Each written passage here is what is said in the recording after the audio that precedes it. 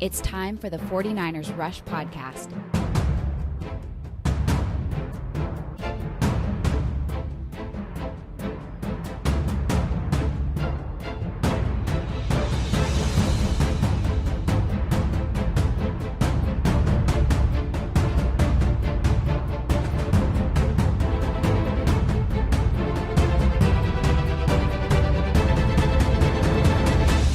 And here's your host, John Chapman.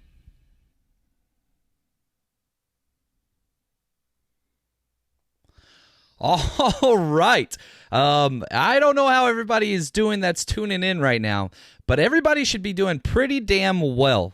51-13, absolute blowout. The 49ers come out, and it's so funny. The narrative that takes place, in the national media, whether that's ESPN, NFL Network, local radio stations, KNBR, it doesn't matter. Wherever you have been, you have constantly heard the, we're going to see. Well, they haven't really. And this just continues to build and to build and to build until the next week. The only thing that we do know for sure is every single time the 49ers have been on the field, they have by far been the superior team. The Carolina Panthers are a damn good football team. They got embarrassed. Today.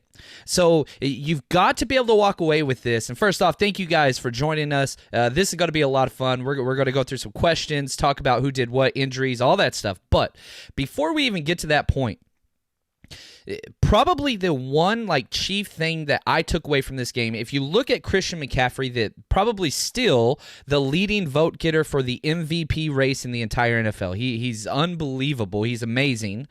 He got taken out of his game. So much to the point he almost got ejected at the end because he was so frustrated. And that's what this team does to you. From a defensive standpoint, it pissed everybody off. Kyle Allen looked like he doesn't belong in the NFL. And I think he finished with a 22 quarterback rating at the end of the game. But it has nothing to do with Kyle Allen. The defense determines how this game goes, and then if you go to the opposite side, our offense literally does not stop. It is above and beyond one of the best schemes in the entire NFL from a play calling standpoint, X's and O's, chalkboard, however you want to call it. It's one of the best, and it is paired with people that fit the scheme. You have pure speed at the running back position, and it doesn't matter who the hell is back there, whether it's Matt Breida, whether it's Tevin Coleman getting 4 touchdowns, whether we put our backups in against the starting Carolina Panthers defense, Raheem Mostert will still run that damn ball down your throat at will. Because the way this team has been built, the attitudes, so many undrafted free agents that the team has been loyal to the leadership of Richard Sherman, to all these different players, doesn't matter where, you could go on and on. This team is legit, and whenever I say legit, here's the deal. Yeah, obviously 7-0. Yes, we won by, 38 points. All great. Nick Bosa is screw defensive rookie of the year, okay? First off, as of right now, he is beyond the front runner. The person that was once below him, Brian Burns, he was on the field today, never heard his name. So Nick Bosa, defensive player of the year, whatever. You're talking not defensive rookie of the year. You're talking in the candidate of defensive player of the year. One of the most dominant performances I have ever seen. 3 sacks, 2 of them were back-to-back, which was impressive. He had 3 other quarterback hits, 4 tackles for loss, and an interception off of a cut block. If he would have scored that touchdown, it would have just been so much. But yeah, I'm with you 100%. Great comment. You could talk about defensive Rookie of the Year award for Nick Bosa, screw that. This kid is special. And if you watch the earlier games, they even mentioned this in the broadcast. Joey Bosa went out and had a great game. His brother, he was wonderful. You're talking, oh, wow. In the broadcast, they mentioned, Nick Bosa was Defensive Player of the Week a few weeks ago. Now it's going to be Joey Bosa's turn to be Defensive Player of the Week. Nope. Little brother says, hell no. Not even close. So you've got to give it up to Bosa. He is something special. And, I don't like doing the whole going back and like, oh, for all the people that used to say stay away from Nick Bosa, or all the people that said, oh, the 49ers need to get rid of Robert Saleh or whatever. I don't like doing that. It's not my thing. But you do kind of have to step back at some point and say, how did we get to where we are? My biggest concerns, and again, it's my podcast, so like I put them out there all the time. I hated that we didn't address the right guard. I hated that we didn't address the safeties, and I really wanted some more corner depth as well. Guess what? I was wrong on all of those things. I was way wrong on those things. It kept saying over and over again, I don't want to trade more than a third-round pick for a wide receiver. I was wrong on that, okay? And you have to be able to step back and say, look, this is what they're putting together. And Emmanuel Sanders looked great. Nobody was in doubt that he would be able to fit this scheme. But the way in which he came out right off the bat and was such a factor just from the get-go. He finished with 4 catches, which isn't a lot, but they were very, very impactful. 3 of them were on third down, one of them for a touchdown, and he's just a first-down machine. That's just what he is. Very similar to what we saw with Trent Taylor whenever he first came out, but with much more upside. Now, he is much older, but we haven't even seen him in open field yet with his speed. That's coming. We're not at full strength yet. That is coming. We are still missing Pro Bowl, All-Pro type player, caliber players on this offense that just put up 51 on one of the best defenses in the NFL. The Carolina Panthers have not allowed anybody over 30 points this year.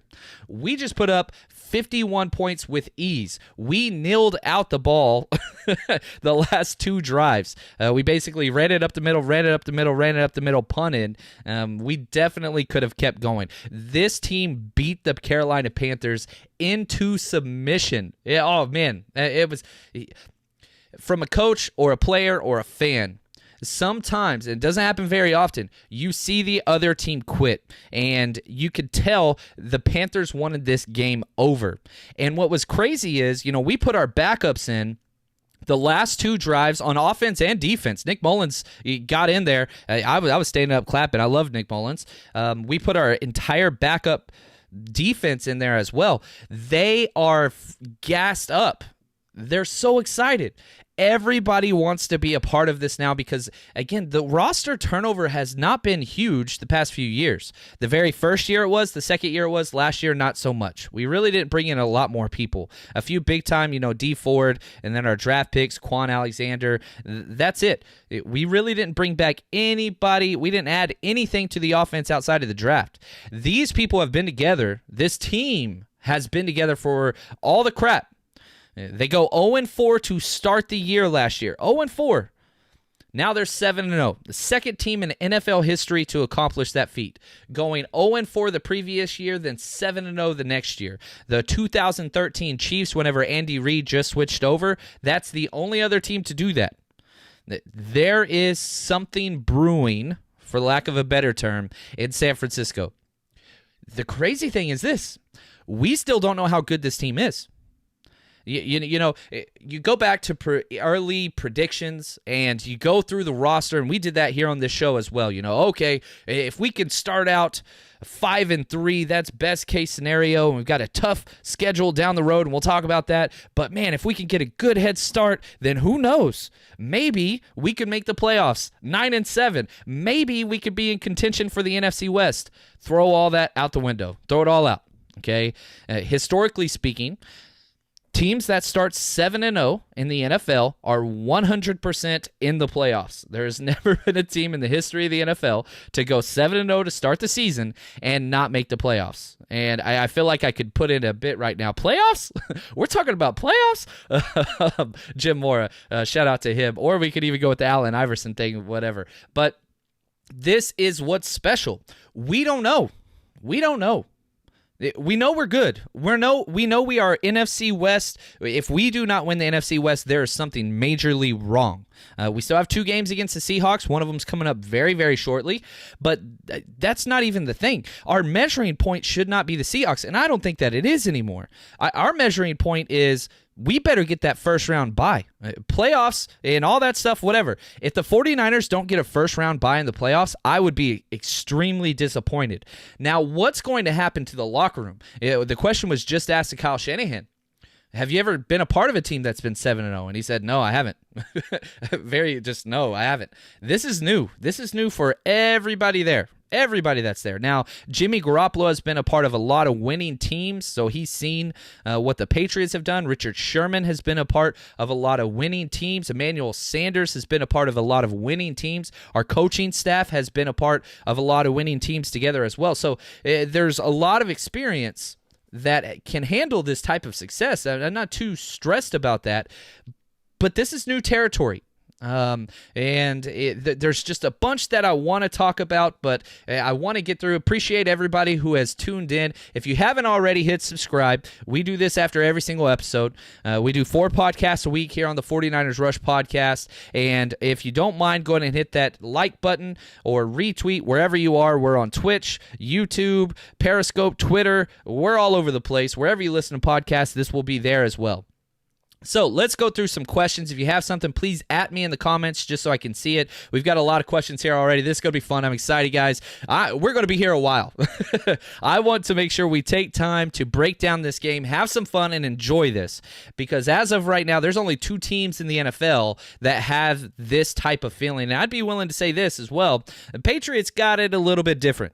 They've been here. They've done that recently. They've kind of this is new for us. Just recently with this team, with this front office, with these players. This is new. So I'm happy where I am. I'll say that. All right, after this statement blowout win, what does this say about us to the league? Everybody is literally, they watched that game and what happened to Christian McCaffrey, and everybody is shaking their damn head just saying, damn. That's what's happening. I'm telling you right now, if a team was on a bye week this week and they're sitting at home, everybody saw us. There were only 3 games on national television, 3 games going on in the NFL in the late section. It was us, the Patriots, and I forget the other one, but whatever. They were watching us and the Patriots.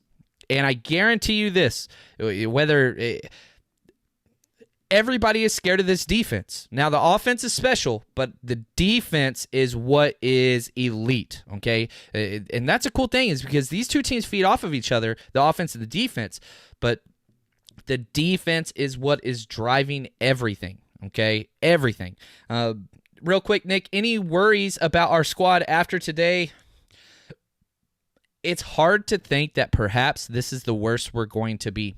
We're about to get back one of the NFL's best corners, statistically speaking, with Akella Witherspoon. I think he'll probably miss one more week. I don't think he'll be back Thursday. But offensively, Joe Staley's going to be back next week. Joe Staley is coming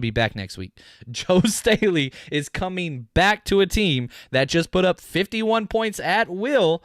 We are going to get better. So what's going to happen is Sam Young's probably going to be put on the inactive. We'll move Justin School from left tackle to right tackle, and then Staley will start at left tackle.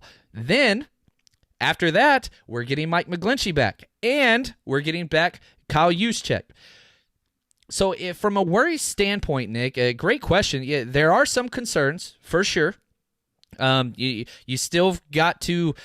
The second tight end, Ross Dwelley, played great today, but, man, I don't know. If you want to talk about the Jimmy Garoppolo pass, that wasn't the smartest pass. That's all you could take away from this game and be upset. You can't be upset at anything defensively. Missed tackles were not an issue. We had a couple people take some bad pursuit angles that allowed the 2 explosive plays to Christian McCaffrey, but again, it was perfectly well blocked. Robert Saleh, they got us out of position through alignment, and they were able to seal off our linebackers. Fred Warner ran into Quan Alexander, and they took each other out of the play. That's going to happen in the NFL. It's all clustered up in there. Again, that's the MVP. He's going to get his. We said that all week. But outside of that, I don't think there's too many main concerns. The trade for Emmanuel Sanders definitely strengthened the wide receiver core. Deebo Samuel looked wonderful. That is the perfect way in which Deebo Samuel needs to be used. Gadget guy with a couple specific plays tailored towards him. and you just allow him to punish.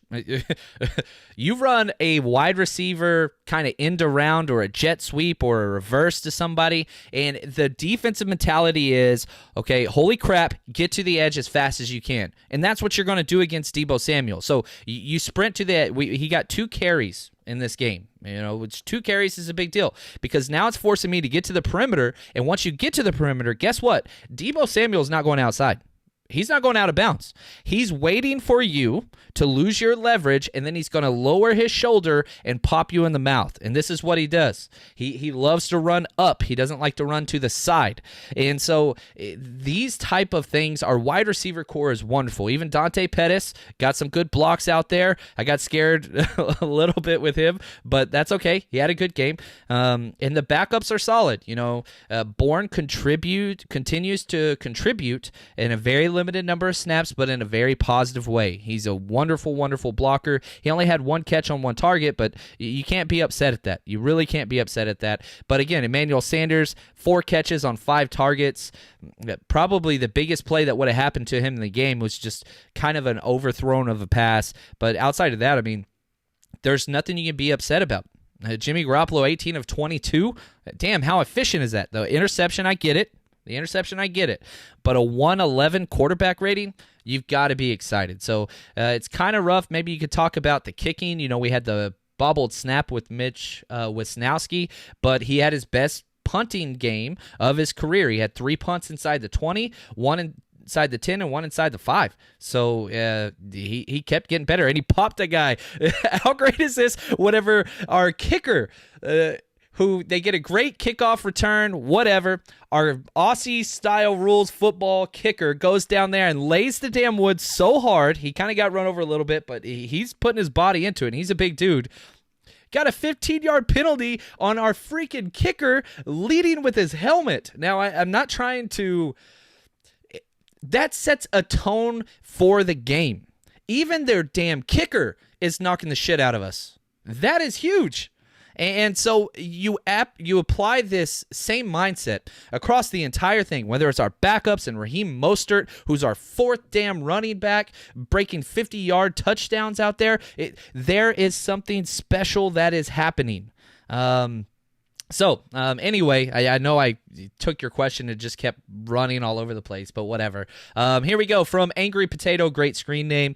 Sanders felt like he loosened up the defense, allowing for less men up front. Was this just coincidence, or was it Sanders? One of the things that Emmanuel Sanders has been great at ever since I from Dallas, and so I saw him play a lot in college at SMU.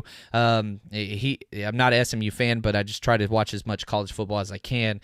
He kills zone. He just kills zone coverage. And so it's not so much that he has so much talent, which he does, or the best hands, which he does. He's just smart as hell and a savvy vet. So he's going to be able to find those gaps that are very visible for the quarterback. And again, like you said, he finds the spot. He knows where the sticks are. He's not going to stop early. He's going to get the first downs. And this is what he brings to the table. He extends drives. And our drives were, gosh, so damn efficient. It was nuts. It was nuts. How did our young tackles look? Pretty great, all in all. They both got owned by the same player, Bruce Irvin, who all 49ers fans know. He used to be with the Seahawks, whatever else. And on both of them, they were on an island against our young tackles. He beat Brunskill once. He beat School for the safety. Kyle Shanahan even came out and said that was on me, the safety. I shouldn't have left him on an island like that, but that was on me. It was a bad call. I wish I could take it back. School just got beat on an inside move, which from a tackle, not saying you want to get beat on the inside, but that was just a rough spot. And then when Brunskill got beat, that was much more of a coverage sack. Jimmy Garoppolo had the ball for a while, tried to escape the pocket, which if you're the right tackle, you can't see what the quarterback's doing behind you. So you're blocking towards the outside. If the quarterback escapes on the outside, that's on him. He's got to be able to read that better, but the sack will go against Brunskill. Run blocking-wise, yeah, you can't be upset. It's funny. We play Aaron Donald a few weeks ago, right, in the Rams, and our entire offensive line has the worst grades according to Pro Football Focus of the week because it's the Aaron Donald effect. He's great. This is going to be the exact opposite because it's not so much that This is a great defensive interior. We talked about, if you listen to the scouting report episode yesterday, they have elite defensive tackles. But it didn't matter. The scheme and the constant misdirection, which I can't wait to do my film breakdown this weekend. It's pretty fun whenever people on Twitter are messaging me the times and plays that they want me to break down, which is fun. And if there's certain plays you want, send me the time. Third quarter, minute 24. Break that play down. I'll break it down for you. Now, I put all of my video breakdowns on Twitter at JL_Chapman. You can see that to the side if you're listening live, but I can't put them up on YouTube. They keep taking it down, and it's what it is. If you want to see the entire offense and the entire defensive breakdowns, which I do about an hour on each one, you have to go to my Patreon account. I hate that I have to put it behind the paywall, but it's what it is. So if you want that, all you have to do is go to Patreon and just type in 49ers Rush Podcast, or go to our website, ninersrush.com, and you'll see a badge on the right. It's $8 a month. It's the Frank Gore tier. Just click on that. $2 a week. You get over 2.5 hours of original content with commentary. We've got 12 people that have joined just in the past couple days. Really do appreciate that. All that money goes back to the pod, new equipment, new everything, constantly trying to step our stuff up. So if you want those breakdowns and I want to give them to you, I can only put 2-minute clips on Twitter. That's all they allow me to do. So I'm going to splice it up as best I can and put that up on Twitter. But if there's a certain play you want, please message me on Twitter. This is y'all's podcast. I want to make sure I give out whatever it is that you guys want, breaking down the X's and O's, schemes, and all that kind of stuff. So there is that. Now, couple other things. Now that we beat the Panthers, they're nobody. Yep, that's what's going to happen. They lost their first 2, won their next 4. Now they're 4-3, and so not that big of a deal. But here's the thing that keeps happening. We beat everybody so bad, nobody respects them anymore. That's a great thing. Look what happened to the Rams after we beat them. Everybody wrote them off because we exposed them and what they cannot do. We're Deebo. We are Deebo. You don't just beat them. You don't just win. You knock them out. And that's kind of the idea. Please tell people to hit that like button. Thank you so much. Really appreciate that, Ryder. Hit the like button wherever you're listening. That helps us out a lot. Helps the podcast to grow numbers and all those things. Who of the 4 do you think we choose off of IR? That's a great question. The weirdest thing about our defense is we have 0 injuries up front. The largest injury that we have on the defensive line is D Ford. He's kind of relegated to this 15 to 20 snap, whatever, with his knee, and it's working just fine. I think they're going to keep waiting because here's the problem. If there was an injury, the most likely health-wise to come back would be Kentavious Street, but we don't need him right now. So if you want to know the most healthy, most ready to come back off IR, it would be him. But there's not really a reason to bring him back. We still have Julian Taylor, who dominated the game against Washington. Had 2 of the biggest plays with the fumble recovery and the 4th down stop. He only played 6 snaps last week. He was a healthy scratch this week. They put DJ Jones back, which I do want to pause and say, I ragged on DJ Jones. He's had a bad start to the season. He was phenomenal today. So I was wrong. Again, I was wrong on that. So very excited to see DJ Jones perform. He got to start. I wanted Solomon Thomas to start on the inside, but whatever. Solomon got some snaps. He played all right. So back to this thing about the IR. The wide receiver position still is not where it needs to be. If everybody was healthy, okay, everybody was equally healthy across the board, I would put in my order, okay, Jalen Hurd 1, Trent Taylor 2, Kentavious Street 3. I don't think Jason Verrett is really... I don't think it's priority anymore. With Emmanuel Mosley playing the way that he did, DJ Reed looked really, really good in special teams and spot duty as well. I don't think that Jason Verrett comes back even if he is healthy. Now, if nobody else is healthy enough to where they can come back, then for sure Jason Verrett. But my order, again, I'm very high on Hurd, so everybody can bias, whatever, I don't care. Jalen Hurd, then Trent Taylor, then Kentavious Street, then Verrett. Those are probably the 4 priority. Now, as we're getting into this time period, the 49ers get the option. 6 weeks after they've been into IR, they can practice, okay? You have a 2-week practice window, and then you can activate them anytime in that 2-week practice window. So for IR, you have to be out for 8 weeks, all right? So, but you can start practicing at 6 weeks. You just can't be activated for gameplay until after 8 weeks. Now, the 49ers get to specify exactly when that 2-week window starts. So Kentavious Street technically could start practicing now. They could activate that practice window if he is fully healthy, but again, don't think they're going to do that because there's no other defensive line. If you activate him, you got to cut somebody off the D-line, and I don't think I personally would prefer Julian Taylor at this point over Kentavious Street. And so why not just keep him there because you still have his rights. You can keep him there all year and then reevaluate next offseason if somebody does have to walk, like God forbid Eric Armstead, who golly, that guy is for real. We do have 2 big-time players that we're going to have to make decisions about, so keep them there. How about Bosa for Defensive Rookie of the Year, Defensive Player of the Year? Yeah, we talked about that. He needs to be there. Bosa is unbelievable. 3 sacks, 1 interception, 4 tackles for loss, 4 additional tackles. Special. Now, I didn't talk about this. I want to take a break real quick from the questions. The injury reports, and probably the best news outside of the football thing, Jeff Wilson is 100% okay. He's being evaluated for a stinger. If you saw him go down late in the game, looked like his body was twitching and he went limp. He already passed the concussion protocol, Kyle Shanahan said. So not a concussion. It was a stinger in the shoulder, the way that he hit him, and he is just fine. If you saw him, he was down for a while. Very, very scary. It was scary stuff. But anyway, Jeff Wilson seems fine, which is wonderful.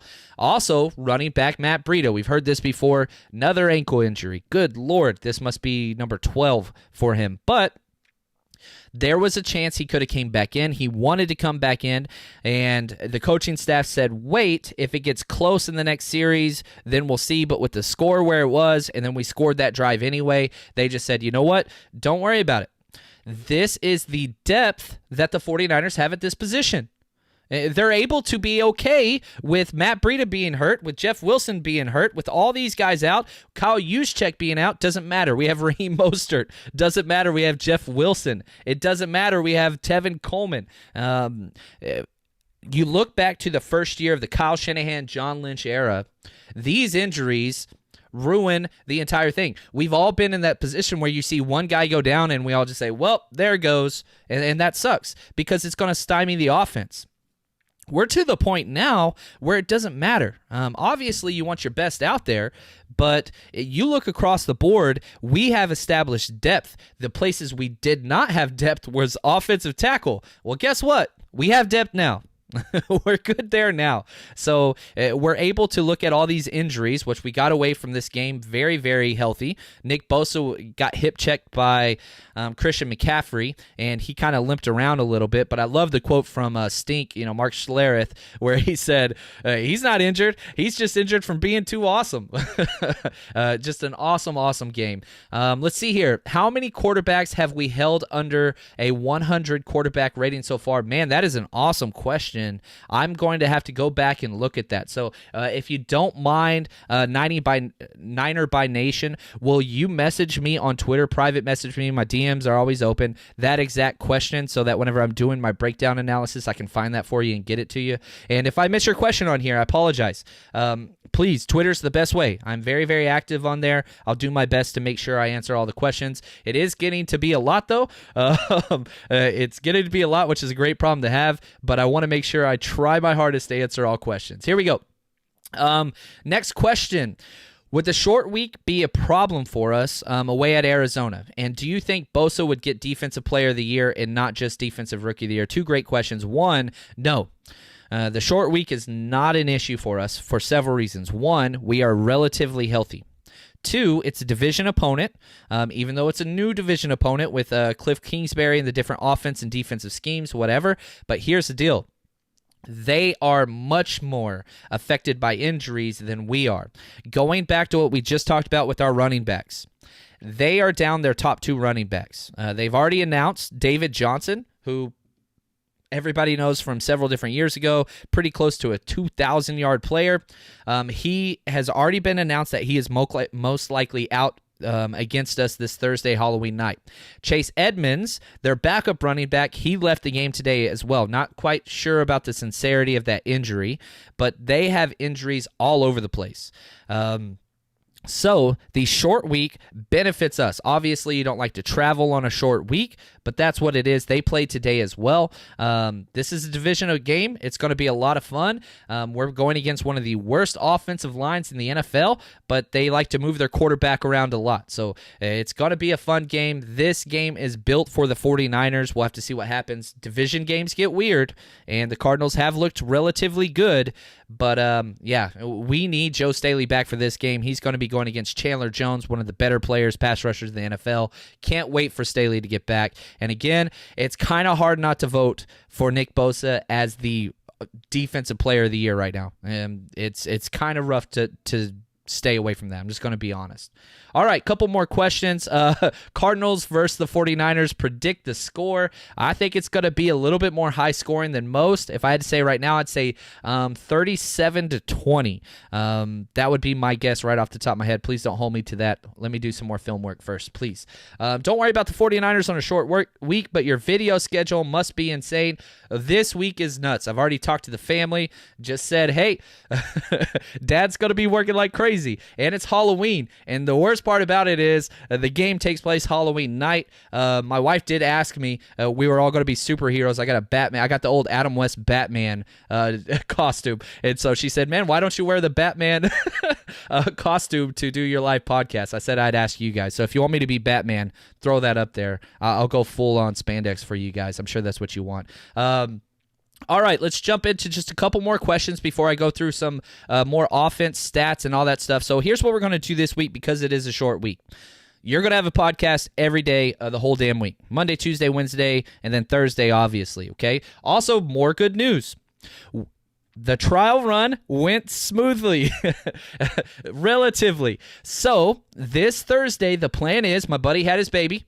He's back at it. We are going to try to broadcast live during the game so that you could listen to us if you so choose. If you don't, that's okay. Instead of the TV broadcasters. It's on Fox. And so what you would do is you'll turn into wherever you want to watch the game. It's on the NFL Network and Fox. And what you're going to do is, again, I've got to get the promo codes. Everything should be finalized tomorrow, and I'm going to have all the information for you guys there. We'll be on Periscope, all those things. So what you're going to do is turn your TV volume down.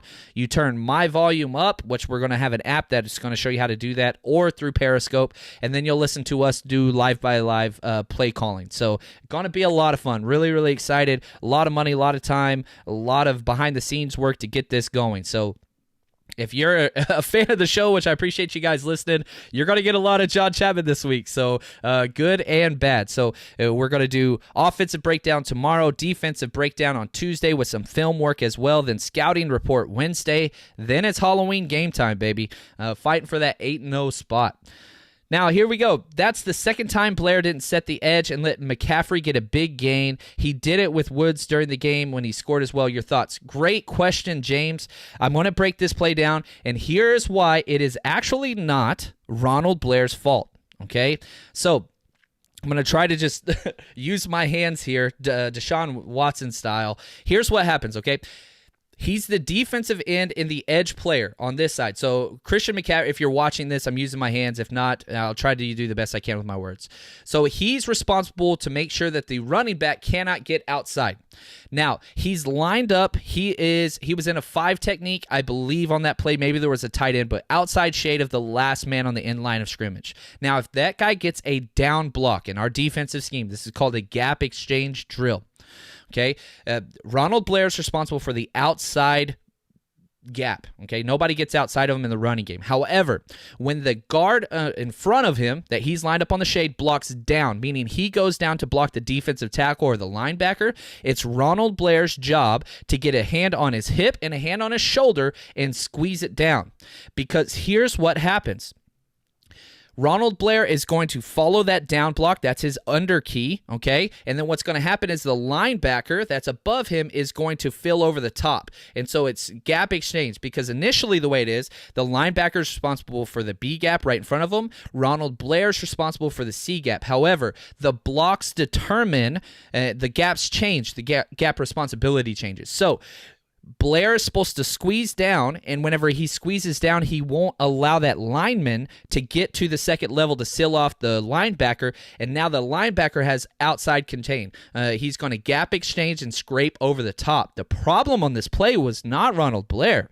The problem on this play was the wide receiver came down and crashed and sealed off the linebacker, and so that was the big play. And so once he blocked, I think it was Quan Alexander, might have been Dre Greenlaw on that play, but I'll get back to you on that. But once he sealed off Greenlaw, then Fred Warner tripped over his feet, and both of them were taken out on that play. So I get it. If the block determines gap responsibility, and we did it right. However, it was an amazing block. I think it was Curtis Samuel who came off the edge to seal the linebacker. So, yeah, I'm with you on that play, and I got really, really upset. I went back and watched it one more time. So the way that I watch games, I have 2 TVs up, and one of them's on a delay because I go through an app. And so I watch the play, and then I can watch it again, kind of like an instant replay idea. And the first time I was cussing as well against Ronald Blair. So, yeah, I'm with you there. And for those of you that I'm seeing our numbers are going up, which is great. If you guys just joined us, I just want to say thanks. Go ahead and hit the subscribe and or plus thumbs up, whatever you got. Now, what I want to do is I want to hold us accountable because I put out my predictions and my bets. We're going to talk about both of those right now. So here's the deal. Here's what I said in my predictions. This is word for word. I haven't adjusted anything from the previous podcast, okay? Turnovers and missed tackles will be key. I said if the 49ers can force 2 turnovers, guarantee a win. Boom, got that one. I thought Kyle Allen and DJ Moore would be the 2 guys to fumble. Well, Kyle Allen threw 3 interceptions. One of those was to DJ Moore. Fred Warner and Quan Alexander are the most important and need 4 or less missed tackles. If they do that, it is a win. We hit that one. I did say Solomon Thomas would get a sack. He did not. He got really, really close off the edge, which I don't know why we're still playing him at the edge. It was with the backups, whatever. I did say Emmanuel Sanders would get 4 catches for 3 first downs. Guess what? Boom. Got that one. Roz Dwelly will play the most snaps of his entire career this week. I believe he did. I haven't seen the exact snap count, but he was huge out there on those first 2 drives. And I said the 49ers would win 27-19. Way off there. Way off there. Now, our bets, which are brought to you by our sponsor, MyBookie, mybookie.ag. These guys have been with us. Man, I feel really, really bad. We missed it. Our lock of the week where the 49ers would kick 2 field goals, and they could have, but we just kept scoring touchdowns. So we lost that one. In our parlay, we missed by 1. We took San Francisco money line, got that one. Rams money line, got that one. Redskins plus 16.5, we got that one. Jets to cover by 6. We lost on the very last play. It's so fun whenever you bet these games. You actually care about the Jets at the Jags. It's what it is. So we hit both last week. We missed both this week. I will do my best to bring some more stuff to you guys to make sure we hit that again. If you haven't signed up, head over to mybookie.ag. Use promo code 49ers, 49ERS. They'll double your initial deposit, whatever it is you start with. And I'll be outlining some more bets this week. We have crushed it this year. This was our worst week, but we're going to rebound nicely because that's what good teams do. That's what good teams do. All right. Let's see here. Back to questions. Here we go. I like this one right here. F word Stephen A. Smith. Not a question, but I just want to say that one again. Thank you, Jose. F. Stephen A. Smith. That is exactly correct. The guy doesn't even watch football, first off. So don't... Here's what I have blocked on my Twitter feed. Like, you can go through and you pick your phrases and your people to not listen. Skip Bayless, the person, and any reference or retweet of him. Stephen A. Smith, not there. And that's pretty much it. I just don't want to hear about those things. And also Tim Tebow. I don't understand the Tebow fascination. I don't have a problem with him, but he plays baseball. I'm a football guy. So anyway, how do you feel about the Jimmy G performance? Really, really great. That pass that was picked off was dumb. I think he knew it as soon as he threw it. But outside of that, wonderful. He did probably one of the better things that he did was hold the ball when he got sacked on those 3 plays. He almost lost the ball. They were hard hits that he took in the pocket, both against Bruce Irvin. But 18 of 22, 175 yards.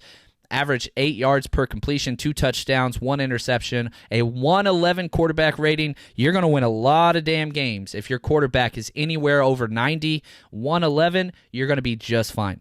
The amount of first downs that we have, and that's the thing, we haven't even talked about team stats yet. This paints the perfect picture, okay? We had 24 first downs on 63 plays. So we were getting a first down every third play with a little bit over. 5 for 10 on third down. That's wonderful. That is winning football. Flip side, okay? They had 12 first downs on 63. We had the exact same number of plays, which 12 first downs isn't bad. They didn't have a bad game offensively. They put up 230 yards. That's okay. But where they didn't do that, 2 for 13 on third downs. We are approaching a historic level of third down efficiency from a defensive standpoint.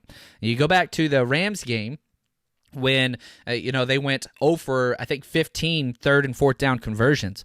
It's bananas what we're putting out there. And if you just look at a couple of things that this defense has done, okay, first off, right here, we get 7 sacks and 3 interceptions. That's great. Okay, we didn't allow a touchdown for 9 straight quarters. 9 straight quarters. So they scored in the third quarter, but the second half of 2 weeks ago game, all last week against the Redskins, and then the first half this one. What this defense is doing is special. It's special. Then you combine that with what's happening on the offense, this kind of parallel, teamed-up offensive defensive game plan. We have the fewest punts in the NFL. The fewest punts. And then you look at the punts that we did today, all of them were inside the 20. 1 inside the 20, 1 inside the 10, 1 inside the 5. So offensively, defense, special teams, we're hitting on all cylinders. If we can just get the damn snaps and exchange down, there's not a lot of concerns outside of that. It's pretty special what's going on. The efficiency on the offensive side was special today.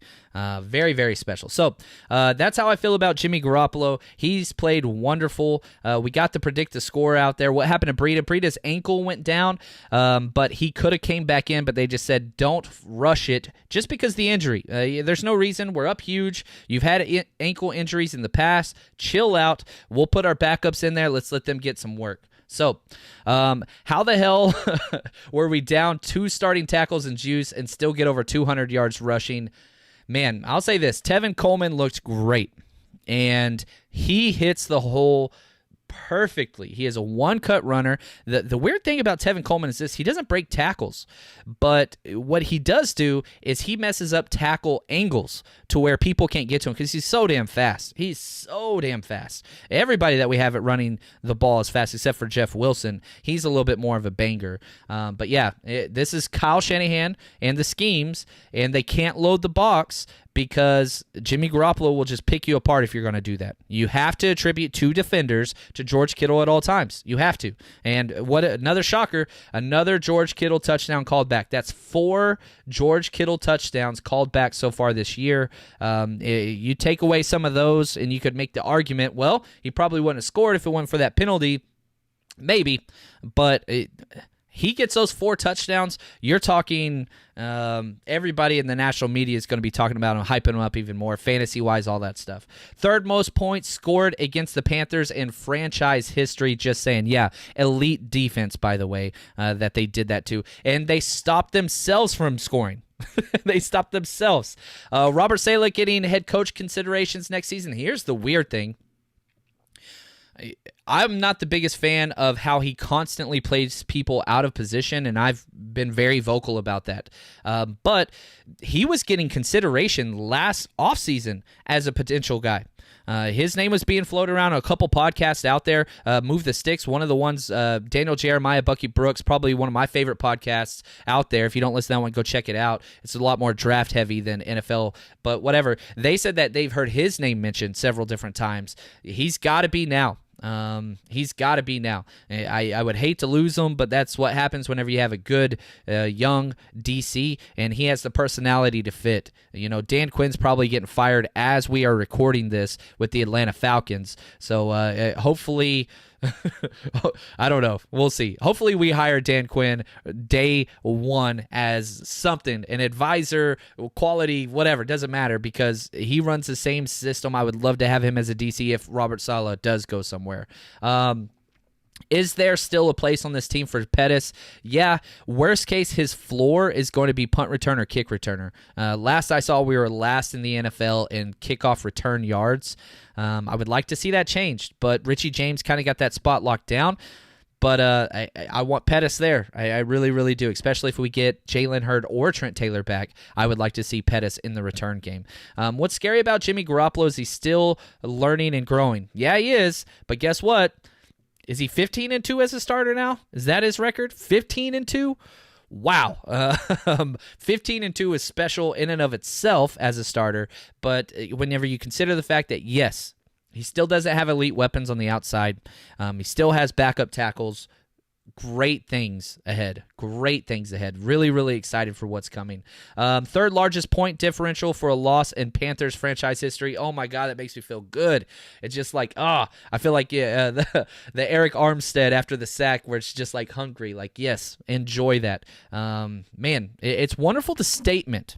You can win games, and at the end of the day, Bill Parcells, his famous, you are what your record says you are, okay? Well, awesome. We're 7-0. That means we're the best, right? But the way we are winning them, it's more than a victory.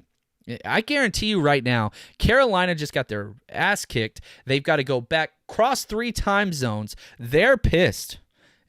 We might have beat them so bad Cam Newton might come back. Like, they're going to change quarterback now, I think, just because that we exposed what this kid was. Now, can other teams do that to them? Who knows? But we can. If we had to play this team in the playoffs, I would feel very, very good. Now, I don't know if they're a playoff team, but they're a playoff caliber team for sure. You need to watch film, bud, or you're not a Niner. I don't think he's talking to me. Sorry about that. We're all 49ers fans here. If we're here, we could disagree. That's okay. I disagree with myself all the time. Keeps us sane. It's what it is. Let's see here. We got some Panthers fans in here. Sorry, trying to get through this. But anyway, here's a question.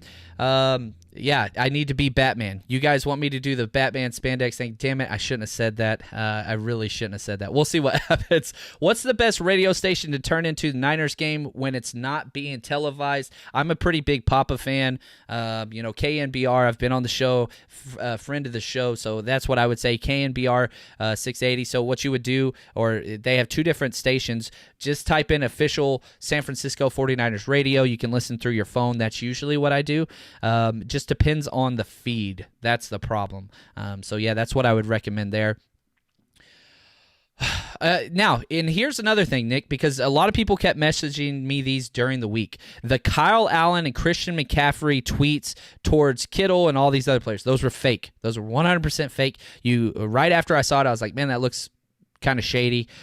So I went to their feed. They're not on there. Those were photoshopped, and I hate that people are doing that because Christian McCaffrey and Kyle Allen are probably awesome people. There's no need to kind of throw shade like that whenever it's not necessary. Just trying to create poster board material. Basically what happened was there were some tweets talking trash against the 49ers from Kyle Allen's Twitter feed, 100% photoshopped, not real, whatever. It's what it is. How many first downs did the Niners defense allow compared to other teams across the NFL?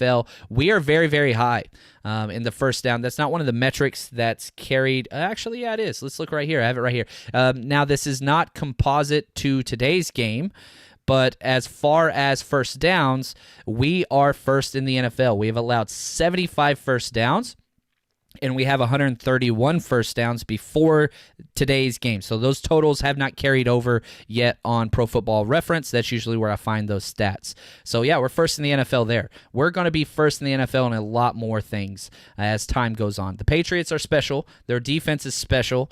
Not trying to take anything away from them, but I guarantee you this, our defense, they're 1A, 1B. I'm fine saying we have a better defense. So take that for what you want.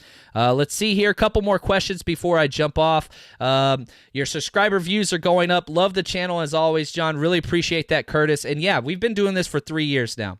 And we keep stepping up everything that we do. If there's something you want for the 49ers, we're a 49ers fan podcast.